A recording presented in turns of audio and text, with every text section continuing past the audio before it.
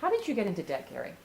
Well, it was really easy. I signed up for my student loans to put myself through school. Immediately, I got myself into debt. Okay? It was something that was very, very easy to do, and couldn't even feel the consequences because I didn't have to start paying it off until I got out of school, years down the road.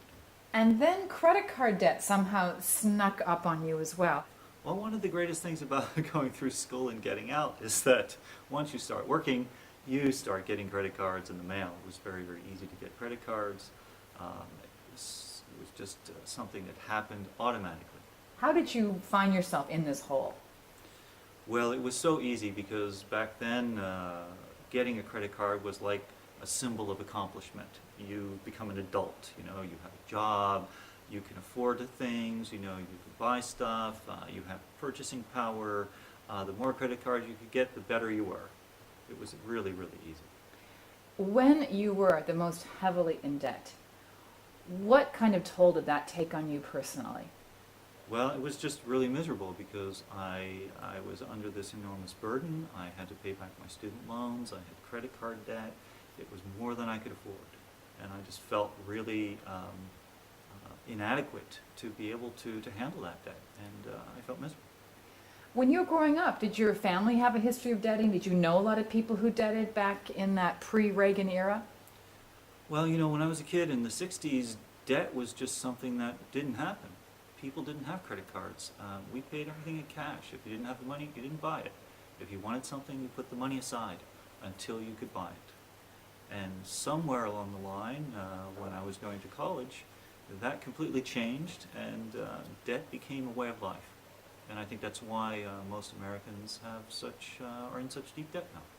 I think sometimes when you think of the word debtor or a debtor's anonymous or Debtwatchers, you think of a guy who plays the ponies or someone who just is going to be on the street the next day. But you're a face of a debtor. You're a typical debtor, even though you look like a completely normal guy and you talk like a normal guy. Well, I think there's an important distinction to make between what is a compulsive debtor or compulsive behavior, and then the rest of everybody who is in debt. Because in the United States now, the average per capita debt and credit card unsecured debt is over $9,000. Okay, and that's a lot of people. That's a lot of money, and it's well beyond any sort of behavioral issue that one might think of in terms of like a compulsive gambler, for example. It goes much deeper than that. It's much more pervasive than that. Just about everybody is in debt to some degree or another, and that has become a way of life in the United States, to live beyond your means.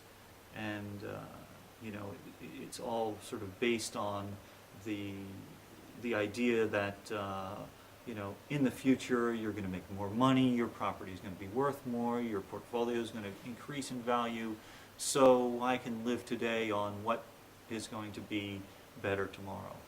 And that kind of lifestyle is really not sustainable. It's actually false. But can you think back for a second on what it was like to be in the worst of your debt and face a creditor, for example, calling you on the phone? What did that feel like? Well, it was very unpleasant. Okay, I can remember to this day. I had defaulted on my student loans. I was working. I just didn't make enough money to pay them, so I didn't pay them. And I got a call one evening. It was about 8 o'clock at night, and picked up the phone, and the guy said, "Hello, Gary." And I said, "Hello?" And I thought it was a friend, and it turned out to be a creditor that finally tracked me down. And I thought, oh my God, I just felt like the police had come in and raided my apartment, and I was going to be taken off to jail. And I've got to assume it's scary. It's just a scary, insecure feeling. Tell me about those feelings. Well, the thing is that once you start to talk to your creditors, the fear of them catching up to you goes away because now you're dealing with them. And this is one of the major steps you can take is to confront the reality of the situation.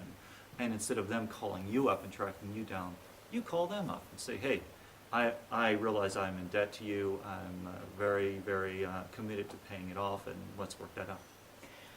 That really is a shift in being completely powerless to starting to get back on your feet again and take things under control. Tell me, how starting a program like this and completing a program like this can make such a difference in your life for people who might look at the program and think, well, wait a minute, where are the promises here? I don't see any promises. Well, it's really simple. I got myself into debt. That was my responsibility. I signed on it. I took it on. Okay, and as long as I ignore that, okay, I'm in the dark. But once I start to deal with it and take responsibility for it, deal with the creditors, realize that wait a minute, this is not so bad. I can actually handle this. Okay, and the Debtwatchers program, the whole community of other people involved in that, helped me.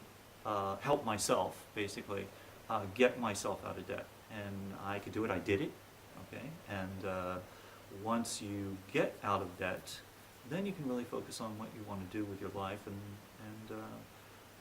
things become possible that you didn't think were possible before.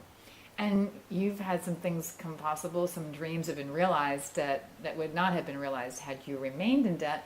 Among them, living a tri-global existence and playing polo in Argentina. Tell me about that.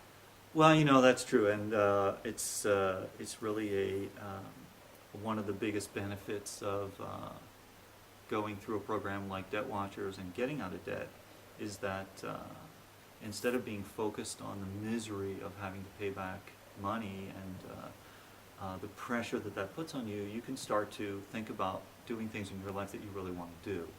And I'm a horse lover. When I began my studies, I wanted to ride horses. I wanted to play polo then. I couldn't do it. And for all the time that I was in debt, I couldn't even think about doing it. It was just way over my head. And now that I'm out of debt, I am not a multimillionaire, far from it. I'm just a normal person. I have a normal income. But now that I know how to handle my money and plan for things, I can go to Argentina and play polo for a month.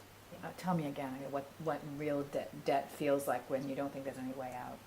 Well, I think that's debt is always, we always talk about debt as being a burden, the burden of debt, and it is really that. It's like you have this backpack full of rocks. It's on your back.